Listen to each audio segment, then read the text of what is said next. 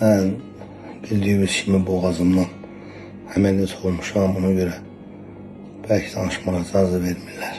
Tanınmış meyxanaçı Orxan Lökbatallı barəsində yayılan ölüm xəbərlərinə aydınlıq gətirib. Bu haqda o, sosial şəbəkə hesabında video paylaşıb. Götürüb xəbər yayıb Orxan vəfat eləyib. Bu qədər insanı narahat eləmək, Ramazan ayının ilk günüdür, niyyət axşamıdır.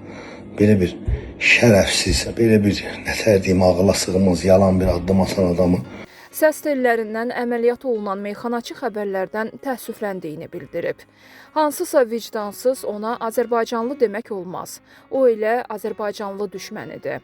Götürüb xəbər yayıb ki, Orxan vəfat edib. Əvvəla, ölümü hər gün xatırlamaq lazımdır, amma Ramazan ayının ilk günü niyyət axşamı bu qədər insanı narahat etmək, belə bir adamı Allaha tapşırıram.